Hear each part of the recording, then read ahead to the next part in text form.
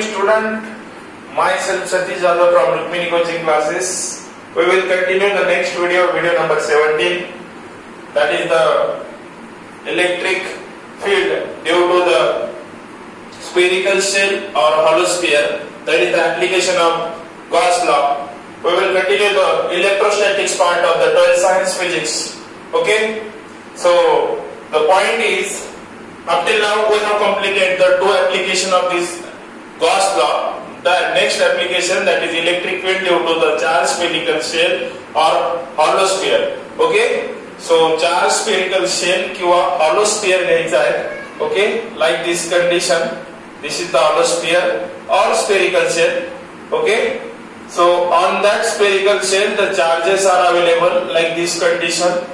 Okay, I have mentioned here. This is the condition. This is the spherical shell or hollow sphere. Okay, the radius of this spherical shell is capital R.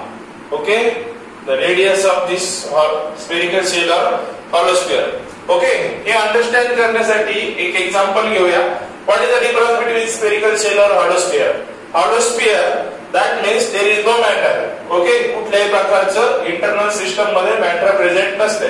किंवा spherical shell, ही room सुद्धा एक spell होऊ शकते. ती classroom आहे. या classroom मध्ये सर्व साइडने वॉल्स आहेत. ओके, टॉप साइडला पण वॉल्स आहे, बॉटमला पण सरफेस आहे, साइडला पण सरफेस आहे. Okay, that means this is the enclose part. Okay, आणि हा जो एनक्लोज पार्ट आहे याला आपण शेल म्हणू शकतो. बट याच्या आउटर साइडच्या पार्ट वरती आपण चार्जेसला प्लेस करतोय. ओके, हॉलो स्फियर जर अंडरस्टँड करायचं असेल तर आपल्याकडे प्लास्टिक बॉल असतो.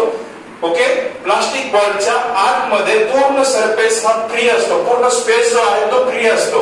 ओके, प्लास्टिक बॉलच्या आतमध्ये. आणि आपण त्या प्लास्टिक बॉलच्या सरफेस वरती काय पुट करतोय? बॉल टाइप एक स्ट्रक्चर आहे, त्याच्यावरती काय पुट करतोय?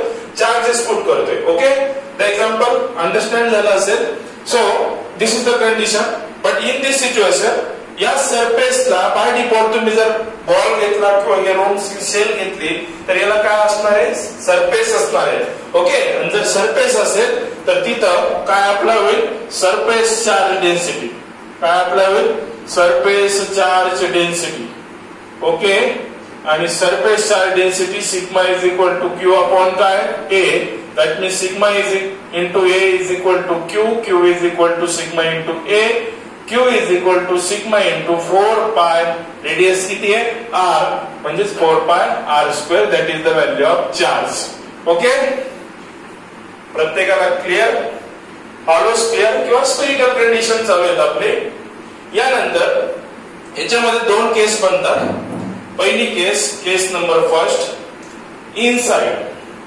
आता या बॉलच्या आतमध्ये, म्हणजेच बघा हा जो स्फियर ड्रॉ केलाय आपण, ओके, हॉलो स्फियर, हा ऍज इट इज, याची रेडियस ऍज इट इज, याच्यावर असणारे charges as it is. Okay, like this condition.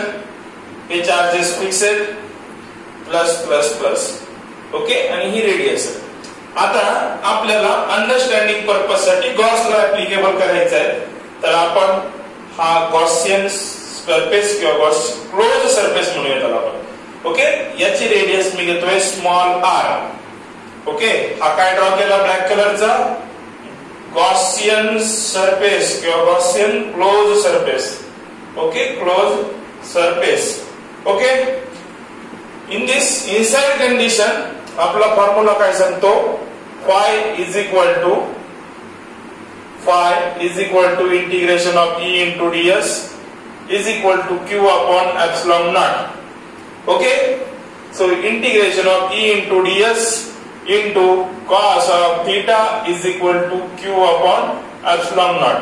Okay, for this condition inside या हॉलो स्फियरच्या आतमधल्या पार्ट वरती आपण काम करतोय. Total radius R. आतमध्ये जो डॉटेड पोर्शन मेन्शन केलाय हा गॉसियन, जिथं की आपल्याला गॉसला ऍप्लिकेबल करायचं आहे त्याच्यासाठीची जी रेडियस आहे ती स्मॉल r घेतली आहे. Okay, but the charges are available on the hollow sphere inside पूर्ण मॅटर हे फ्री आहे, कुठल्याही प्रकारचा चार्ज इंटरनली अवेलेबल नाहीये. जर आतमध्ये चार्ज अवेलेबल नसेल तर त्या चार्जची व्हॅल्यू किती असणार? 0. ही व्हॅल्यू जर 0 झाली तर ही इक्वेशन्स काय होणार? मग integration of E into ds into cos of theta is equal to 0 upon epsilon naught. That means सगळं आन्सर बाय डिफॉल्ट तुम्हाला E into ds into cos theta is equal to 0. That means net electric field inside किती येते? 0 येते. Okay, net electric field inside किती येते? 0 येते. कुठल्या कंडिशनला? Inside. Okay, so the case number second. So the case number second, that is the outside. Okay, this is most important. This is our structure. This structure, that radius having the r, the charges are available plus on over the surface. Okay, so this is the center point. Now we have to consider the Gaussian surface like this. This is the Gaussian surface. Okay, हा काय draw केला आपण? Gaussian surface म्हणजेच close surface, Gaussian close surface. Okay, आणि याची radius घेतली मी r. Okay, dotted part जो आहे तो कुठला आहे? Gaussian close surface. त्याची रेडियस किती घेतली? r. आणि हे जे स्ट्रक्चर अवेलेबल आहे, हे स्ट्रक्चर आपल्या जे इनिशियल होतं, इनसाइडला Gaussian घेतला, आता आउटसाइडला Gaussian घेतोय आपण. ओके, तर आउटसाइडला Gaussian घेतल्यानंतर आपला जो पार्ट आहे, ओके, तिथं आपल्याला फॉर्म्युला इम्प्लिमेंट करायचा. Phi is equal to integration of E into ds is equal to Q upon काय? Epsilon naught. Okay, so point clear. आता इथे इलेक्ट्रिक फील्ड भेटेल कारण इथे इनसाइडला चार्जच नव्हता, तर इथं कुठेही पॉइंट कन्सिडर केला असता तर आपल्याला इलेक्ट्रिक फील्ड भेटणारच नव्हती, because there is no charge. आणि चार्ज नसेल तर चार्जची व्हॅल्यू 0 झाली, म्हणून इलेक्ट्रिक फील्डची व्हॅल्यू किती झाली? 0. का तर इनसाइडला चार्ज अवेलेबल नाहीये. बट या सरफेस, हा जो गॉसियन सरफेस आपण डॉटेड वाला ड्रॉ केलाय, हा गॉसियन सरफेस या हॉलो स्फिअरच्या किंवा स्फेरिकल शेलच्या बाहेरच्या साईडला आहे. म्हणजे हे चार्जेस या सरफेस वरती अवेलेबल आहे. ओके, आणि या सरफेस वरती अवेलेबल असताना हे चार्जेस इलेक्ट्रिक फील्ड प्रोड्यूस करणार आहेत. मग या पॉइंटला असणारी इलेक्ट्रिक फील्डची डायरेक्शन इकडे राहील आणि या पॉइंटला असणारा जो एरिया वेक्टर आहे त्याची पण डायरेक्शन इकडेच राहील. Okay, ds, right. So there is the angle will be 0. कुठेही घेतो मी, इथं पॉइंट घेतला, इलेक्ट्रिक फील्डची डायरेक्शन E, याचा एरिया वेक्टर काय येईल? पुन्हा ds सेम डायरेक्शनला असेल. पुन्हा इथं अँगल किती बनला? 0 degree. Okay, so we will continue it. So phi is equal to integration of E into ds, काय इम्प्लिमेंट करावं लागेल? cos theta. Okay, is equal to Q upon epsilon naught. So integration of E into ds cos of काय? 0. Okay, so 0 कसं आपल्याला कळलं असेल, is equal to Q upon epsilon naught. So cos 0 will be 1. So remaining value integration of E into ds is equal to Q upon epsilon naught. Equation number first. Okay. So आपल्याकडे Q ची value आहे. Okay, because there is a surface charge density Q upon A. Sigma into A is equal to Q. Q is equal to sigma into A, and A is the surface area. Sigma 4 pi r square. So we have to put this. So formula आहे integration of E into ds is equal to Q upon काय? Epsilon naught. ही step इथे continue करतोय. E बाहेर येईल, integration of ds राहील is equal to Q upon काय राहिलं? Epsilon naught. Okay, the situation is same.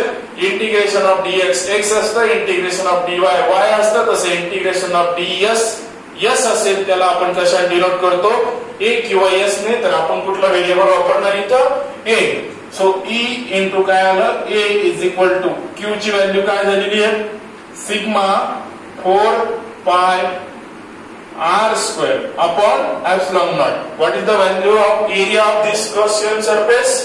Okay, हा ए कोणासाठी इम्प्लिमेंट होतो? Integration of ds Gaussian surface साठी. मग E into Gaussian surface area काय? 4 पाय स्मॉल r चा square is equal to sigma into 4 pi capital R square upon epsilon naught. Okay, so 4 by 4 pi will be cancelled out. Okay, so E is equal to sigma into R square remaining terms इथल्या हा R square multiplication ला denominator ला shift होईल epsilon small r square. This is the final answer of this. Okay, electric field due to charge spherical shell of hollow sphere. This is very simple condition. Okay, inside and outside condition. Okay, there are the two situations inside. Okay, Gaussian surface will be considered as inside and Gaussian surface will be considered as the outside. And for that purpose, outside the equation is E is equal to sigma r square upon epsilon naught r square. Okay, epsilon naught r square. This is the final equation that is most important. Here is the Q value will be 0 for the inside condition. There is no electric field inside. Okay, take the screenshot. We will continue.